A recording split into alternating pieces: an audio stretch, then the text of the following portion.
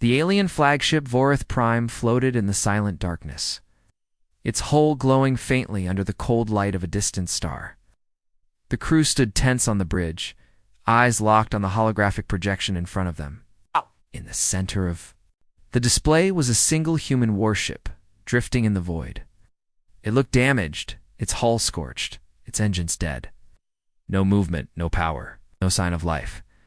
Captain Vovorek, tall and scaled like all of his kind, narrowed his eyes. Again full. "Scan," he ordered, his voice calm but carrying an edge of arrogance.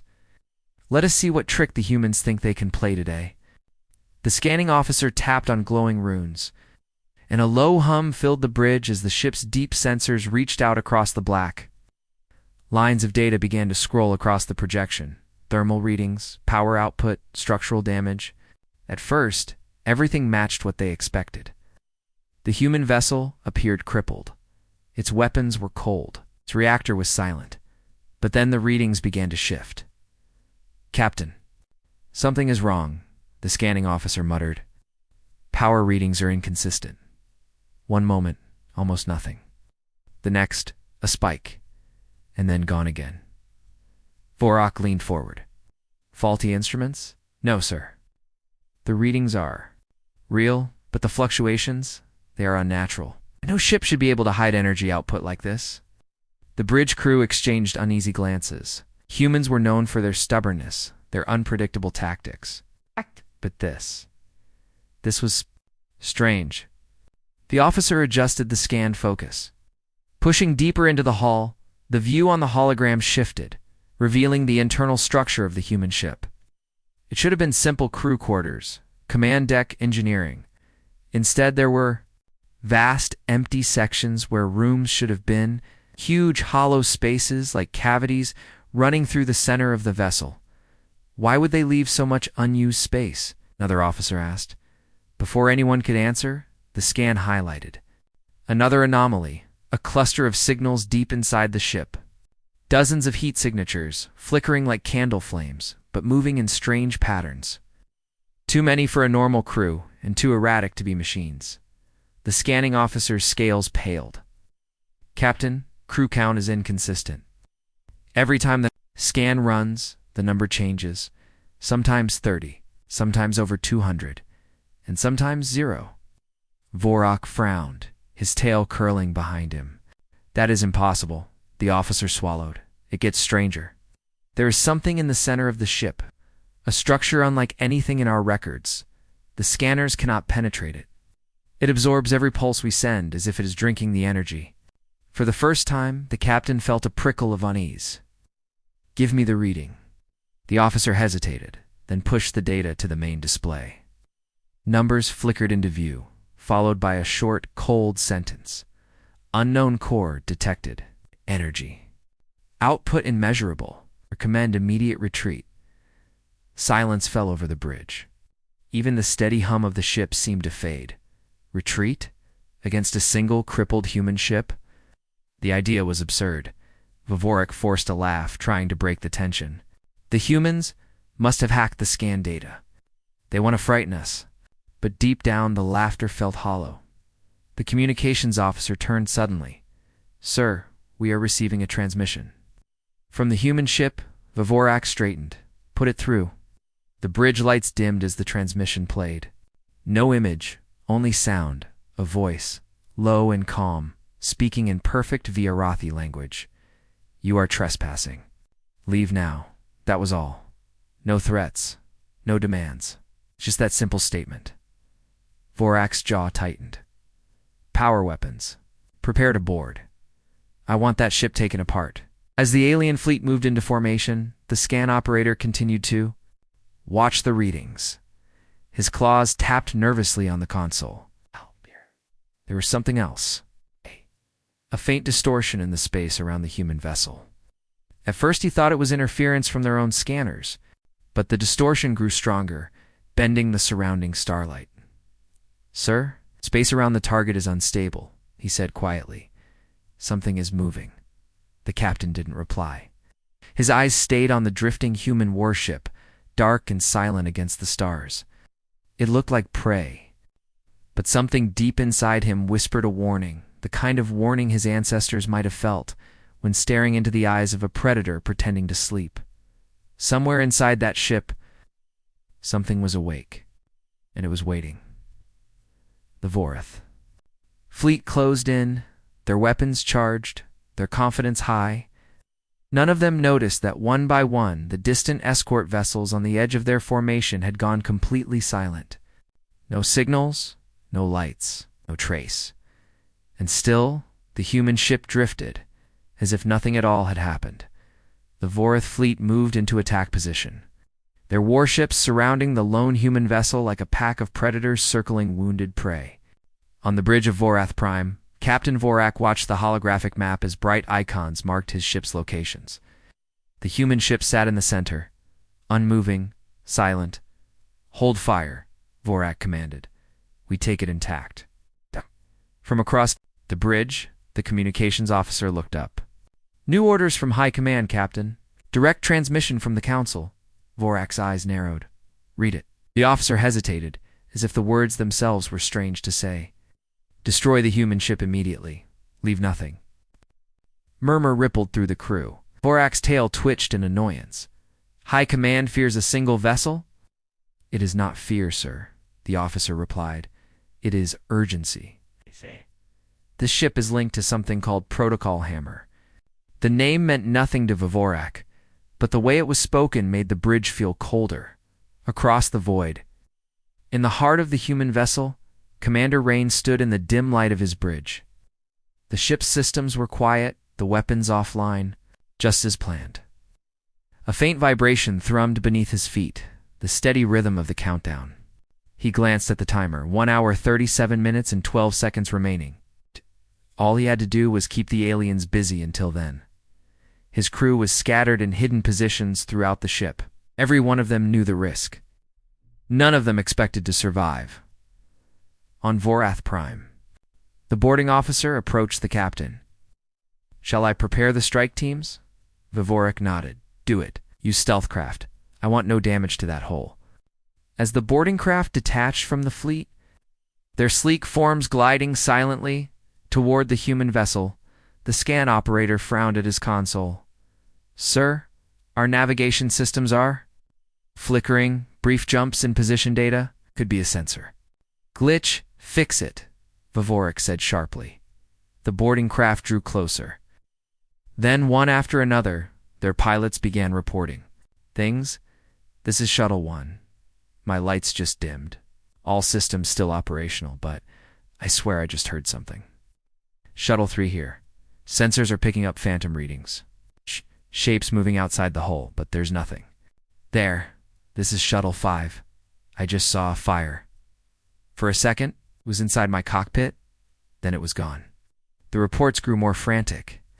Crew members claimed to hear voices in alien tongues, to see flashes of battles long past. One pilot screamed and then went silent. His craft drifted aimlessly before being pulled back toward the human ship by some unseen force. The scan operator looked up, voice tight. "Captain, these are not glitches. Something is interfering with their perception, and it is coming from the human vessel." Vorak gritted his teeth. "Push through it. They will board." But deep down, even he was beginning to wonder if High Command had been right to order destruction instead of capture. The human ship still had not fired a single shot, yet already something unseen was cutting through his fleet. The alien fleet finally lost patience. Vorak rose from his command chair, his voice sharp. "Enough of this. All ships open fire. Maximum power." Across the black void, dozens of Vorith warships charged their weapons. Streams of brilliant energy surged forward, lancing toward the human vessel. It should have been over in seconds, the crippled ship torn apart in a blaze of light, but the beams never struck. The first volley curved away mid-flight, bending like water flowing around. An invisible rock. The energy bolts dispersed into nothing, vanishing into the darkness. The alien gunners stared at their controls in disbelief. Weapons had locked perfectly, targets were aligned, yet the shots refused to hit. "Sir," the weapons officer stammered, "it's as if space itself is moving around that ship." Fire again, the Vorak barked. The second volley was stronger, more focused, and failed again. Some beams veered off into empty space. Others twisted back toward the firing ships, forcing their shields to flare and crews to scramble. On the human vessel, Commander Rains watched the alien weapons bend away on his tactical display. The Aegis lance was holding. The alien fleet had no idea what they were dealing with. "Still no return fire, sir?" asked Lieutenant Harper. Rains shook his head. "Not yet. They need to believe we're still bluffing." But the bluff was wearing thin. On Vorath Prime, frustration turned to fury. Vorak slammed a clawed fist onto the armrest. Full assault. Ow. Every ship, every gun. Before the order could be fully carried out, the human vessel made its first move. There was no flash of cannon fire, no missile trails. Just pulse. Silent. Invisible. But in the next second, one of the alien cruisers, the Dralith's Fang, simply vanished from every scanner. "Where did it go?" shouted the navigation officer. "It's gone," the scan operator said, voice shaking, "not destroyed, erased, as if it never existed." The fleet wavered. Vorak barked commands to hold formation, but unease spread like a virus. The alien crews had fought humans before, but nothing like this.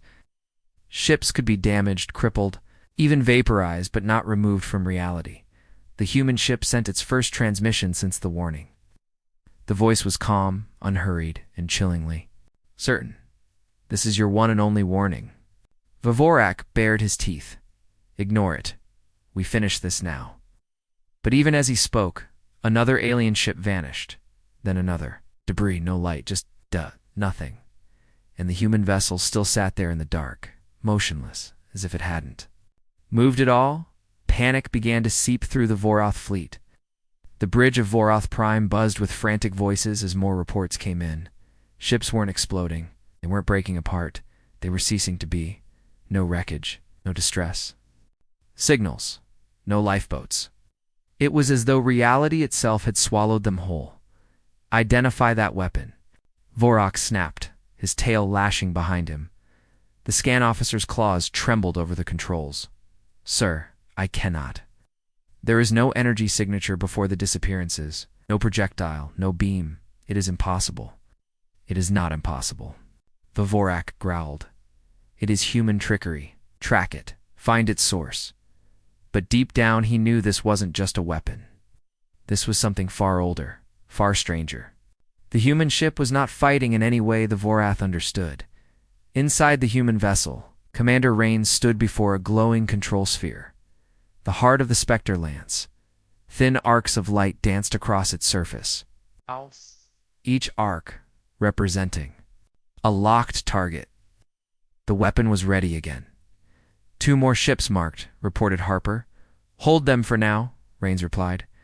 "We're not here to wipe them out yet. The goal is fear. Fear will keep them from rushing us before the countdown finishes." The Spectre lance was unlike any weapon humanity had ever used in public battle. Born from a fusion of human engineering and something recovered from deep space decades earlier, it didn't destroy targets. It removed them from the timeline. No one knew where those ships went, only that they never returned. On Vorath Prime, VAVOX second in command leaned closer.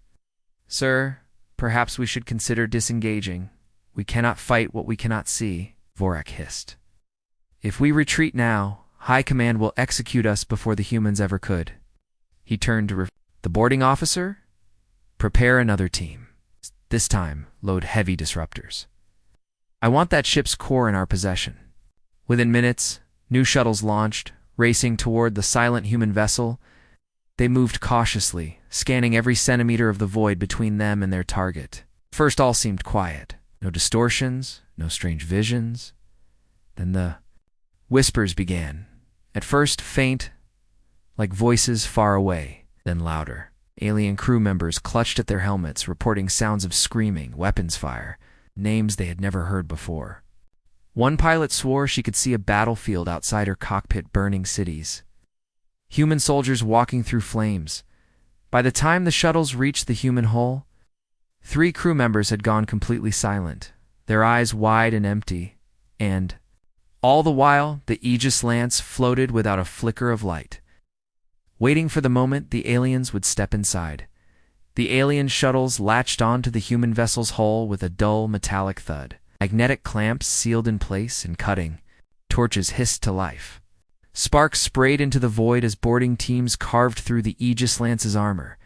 Inside the human ship, emergency lights cast long shadows across the empty corridors. Footsteps echoed, but not all of them belonged to the intruders. First, Vorath team breached, weapons raised, sweeping the hall. Ow. The air was unnervingly still. No alarms blared, no defense turrets activated, no human crew rushed to resist them.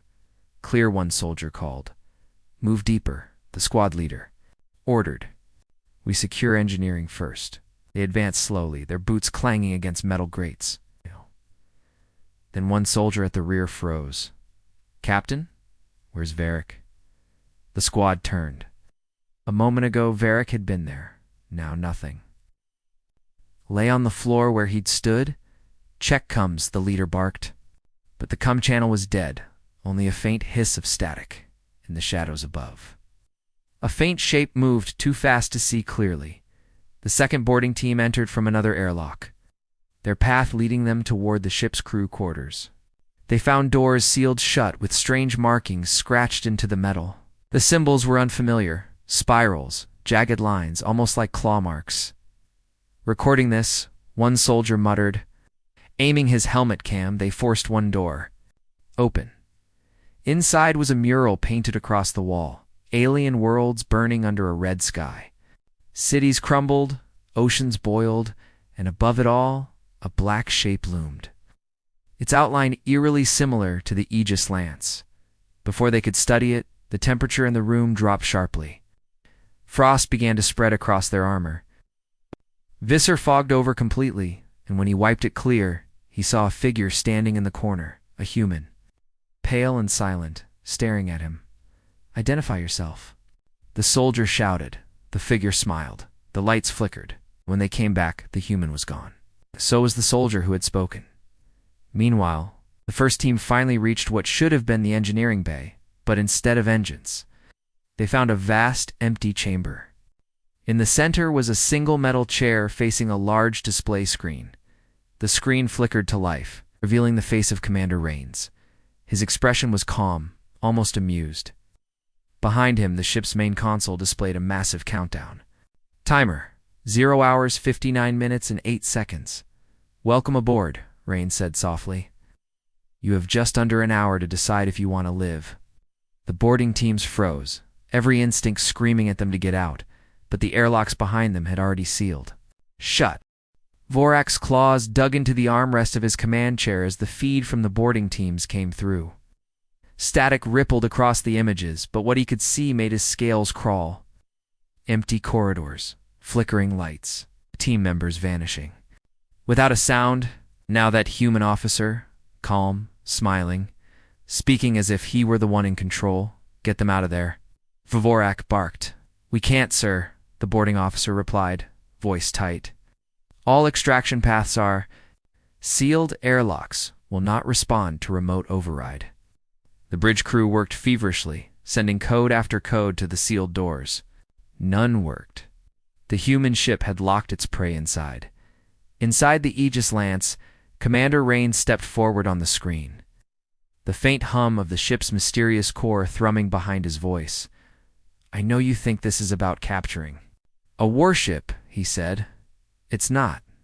This ship is not meant to fight fleets. It's meant to end civilizations. One Vorath soldier snarled, raising his weapon at the screen. Rains didn't flinch. You don't believe me? He continued, almost casually. You will. In less than an hour, the countdown will finish, and the weapon will fire. Do you know? The target. He leaned closer to the camera. It's not you. It's your homeworld. The soldiers exchanged sharp, panicked looks. On Vorath Prime, the bridge went silent. Even Vovorik, who prided himself on never showing fear, felt the air grow heavier. What? What is the target's location? He demanded. The scan officer's hands flew across the controls. A moment later, the answer appeared on the main display, a glowing red marker hovering over the Vorath homeworld. "Sir," the officer whispered, "if that ship's weapon is real, our capital will be gone in 59 minutes. Vorak's tail lashed. "Signaled the fleet to retreat. Send a warning to the council?" "Impossible." The communications officer interrupted. "Long range comms are down. Signal jamming." From the human ship. The captain stared at the tactical display, at the unmoving shape of the Aegis lance. He had led fleets into battle against Deathworlders before, but nothing like this. This wasn't war. This was execution, in the sealed corridors of the human ship. The Vorath boarding teams were already splitting into smaller groups, searching desperately for any manual override, any way to escape. But with each junction they passed, more of them vanished, and somewhere deep inside the ship, hidden behind layers of shielding no scan could penetrate, the core of Protocol Hammer pulsed faster, as if it could feel the fear closing in. Commander Rains stood in the dim glow of the Aegis Lance's bridge, the countdown pulsing like a heartbeat on the main display. 0 hours, 42 minutes, and 19 seconds. Every second brought him closer to the moment no human in history had been allowed to unleash. A new transmission crackled through. This wasn't from Earth Command. Their signal had been blocked as planned. This came directly from the Vorath flagship. The voice of Captain Vorak was low, edged with tension. "Human. Commander, you will stand down. This weapon you claim to possess, it cannot harm our homeworld. Your ship is crippled. Your fleet is nowhere near this sector. You are bluffing." Rains didn't respond right away. He just watched the alien's face on the comm screen, reading the subtle signs of strain. Finally, he leaned forward. "Captain," he said, his voice calm, "I don't need to reach your homeworld. I already have it locked from here. I could erase it before you take your next breath." Vorak's eyes narrowed, but the flicker of uncertainty was there. "You expect me to believe the human ship pulsed again?"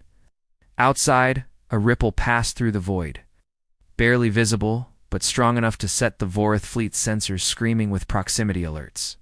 One of the smaller escort vessels simply vanished mid-formation. Rain's voice cut in over the chaos. "Still think I'm bluffing?" On Vorath Prime. The bridge crew erupted in half-shouted warnings. Vorak slammed his clawed hand down. "Enough. We will take your ship, human, even if I must kill you myself." But the words didn't match the fear in his eyes. He knew time was slipping away. Meanwhile, inside the Aegis Lance, the remaining Vorath boarding teams fought to stay together. The ship's corridors seemed to twist subtly when they weren't looking. Doors they'd passed seconds ago were gone. Others led to rooms filled with impossible sights, oceans suspended in midair, endless fields of ash, a sky with two suns. One team stumbled into what looked like an observation chamber. In the center was a massive holographic map of the galaxy. Dozens of worlds glowed faintly, and one blazed brighter than all the rest, the Vorath homeworld. Before they could even radio the discovery, the lights shifted to blood red, and a deep voice, human yet mechanical, filled the room. 40 minutes to impact. Back on Vorath Prime, Vorak faced a decision he'd never imagined making. Retreat now and abandon the mission, or stay and risk losing the very heart of his people. The comm channel to the human ship was still open. "Name your terms," he said finally. And for the first time in the encounter, Rains smiled. "Your fleet. Shut down your Empire's war machine. End your attacks on human colonies. Do that, and maybe I'll let your world keep spinning." The countdown ticked lower. 0 hours, 41 minutes, and 5 seconds. The bridge of Vorath Prime was silent except for the faint hum of its systems. Every alien officer's eyes flicked between the human commander's image on the screen and the relentless countdown above it. 0 hours, 40 minutes, and 52 seconds. 0 hours, 40 minutes, and 51 seconds. Each second seemed louder than the last. Vorak's throat was dry. He had commanded fleets across 3 sectors, crushed rebellions, and fought Deathworlders before.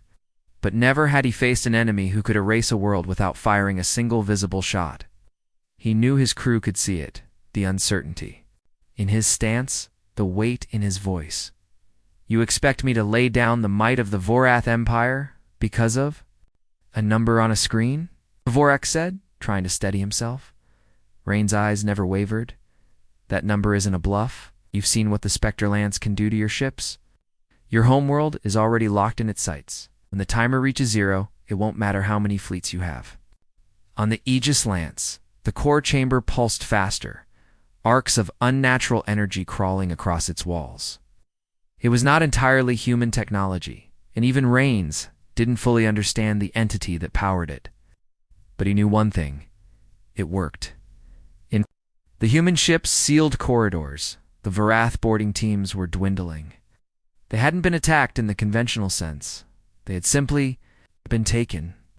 One moment they were there, the next they were gone. Leaving weapons and armor behind, a lone surviving soldier stumbled onto the bridge where Rain stood. His breathing was ragged, his eyes wide, his weapon shaking in his hands. Rains didn't. "Move, you," the alien gasped. "What is this ship? What are you?" Rains glanced at the countdown. 0 hours, 35 minutes, and 14 seconds. Then back at the soldier. "I'm the man giving your people their last chance." The soldier didn't fire. He lowered his weapon slowly, as if realizing resistance was pointless. Back on Vorath, Prime V. Vorak, second in command, leaned closer. "Captain, you can't gamble on this. If he's telling the truth, our homeworld is gone in 35 minutes. We must surrender."